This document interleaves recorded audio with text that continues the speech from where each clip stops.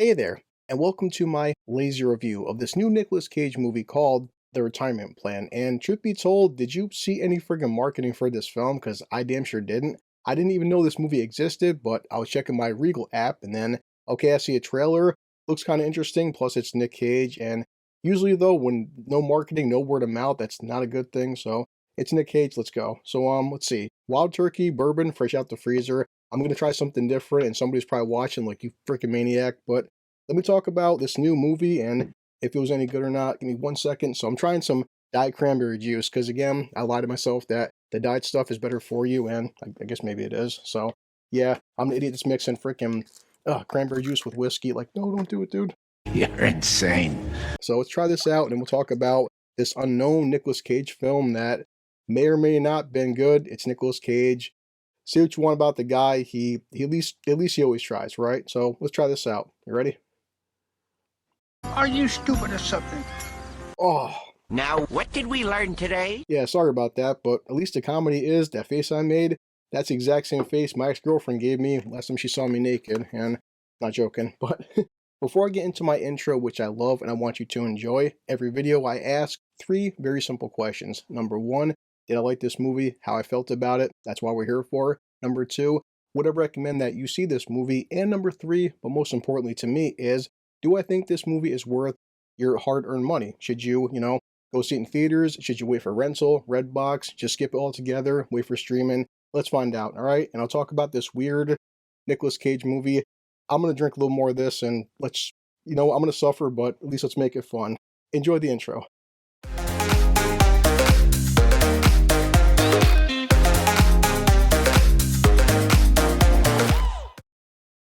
I swear it tastes worse with every freaking sip. Never trying that again. So, what is this movie about? Now, the opening 15 minutes is Nicolas Cage has a daughter, and of course, she has a scumbag husband. And of course, these two are freaking idiots. What they wind up doing is they steal a hard drive. They steal a hard drive from who? A bad guy played by Jackie Earl Haley. And you know what? This guy's a big gangster kind of dude. And the daughter of Nicolas Cage takes her daughter, which is his granddaughter. Yeah, I know it's complicated, but she sends her on a plane with this hard drive to see her long-lost grandfather. Now, this little girl is 12 years old, and she's never met her grandfather. And the daughter of Nicolas Cage hasn't talked to her dad in easily 20 freaking years, and not a lot is going on. And basically, it's just Nicolas Cage. He was a ex-government guy, ex-CIA, ex-whatever, three letters and stuff, and he's on retirement. But he's not on retirement because he wanted to retire. According to him, he was kicked out. So he's just living like a homeless guy and sitting around drinking. I can relate. He starts developing a small bond with his granddaughter, and then the bad guys come to get his granddaughter from him. And what happens? Well, he's there for two things.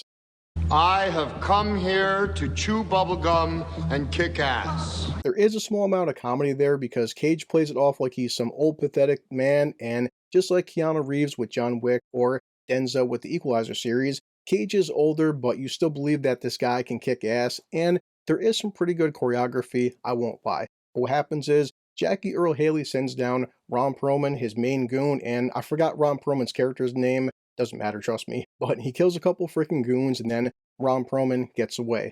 But what happened is, Nicolas Cage's granddaughter, she was stolen away inside the backseat of the car. So now, the only good parts I'd say with Ron Perlman is he has maybe a handful of scenes with this young girl where maybe he's not a bad guy, maybe it's the whole he's just had a rough life and he can relate to her, and yeah, whatever. So now Nicolas Cage has to call his freaking ex-CIA people and tell them what's going on, and like there's a small conspiracy theory going on where his daughter stumbled onto the wrong people, and it felt so unbelievable where the guy supposedly has been retired for 20, 25, freaking 30 years and just makes one phone call and right now he's back into it, right? And Bullshit. yeah, that's pretty much it, guys. I'm sorry, I'm trying to be enthusiastic, but as you can tell by the way I'm talking about this film, my rating system is going to be a certain way. So yeah, it just comes down to Nicolas Cage taking down some bad guys and getting the hard drive back and his granddaughter. Let's get into my three lazy questions. Number one, did I like this film? If you can tell by this review, no, I didn't.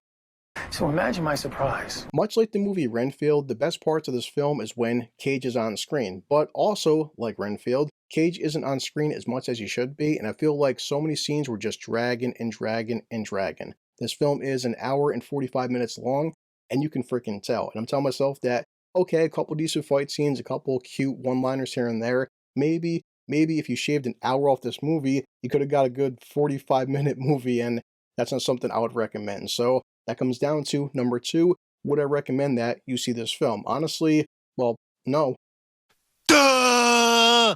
No, I wouldn't recommend this film, and trust me, I still love Cage, and I think every time Cage was on screen, he's being Cage, just an older guy with some messed up hair, but still being himself. Ron Perlman, still love the guy. He had some pretty decent moments, but maybe 3 or 4 minutes out of the entire freaking movie. Jackie Earle, he felt so wasted, like this guy. I'm used to seeing him be a certain caliber, and it's just one of films where it seems like everybody is just there for a quick freaking paycheck. And speaking of paycheck, let's talk about number 3, and do I think this movie is worth your money? And I mean, what do you think, guys? Of course not. It's not something I'd recommend in the theaters. I wouldn't recommend a matinee. Truth be told, I wouldn't even recommend renting this movie. And if I was going to say streaming service, I wouldn't even go with that unless you are, like me, a die-hard Cage fan. It's like, I didn't hate this movie by any means. There's a lot of movies that are worse out there, a lot of movies I couldn't stand. But this is one of the films where I'm going to rate this very simply. It's forgettable. And I say forgettable because I'm just walking out and I kept checking my freaking watch, checking my phone, waiting for it to end, thinking this dialogue is kind of clumsy, it's kind of slow, and just get to a better action sequence, which there weren't a lot of them. And yeah, the best scenes are part of the trailer. So if you ask me in a day or two, I'm not even going to remember that this film exists, and it just feels like one of those straight to DVD or just straight to streaming services. And why was this movie released in theaters for? I don't know. So hope you liked my review, guys. Let's just move on and get the hell out of here, okay? So as always, I have to check my freaking watch, and I'm always low on time. I'm gonna take one more sip before I die, and Why do I hate myself so much? yeah, let me grab Bender, and here we go. See you later. This calls for a drink. I'm so sorry for doing this. Never again. Oh yeah, catchphrase. It's called a catchphrase. All right, so let me edit this, and then I'm going back to work.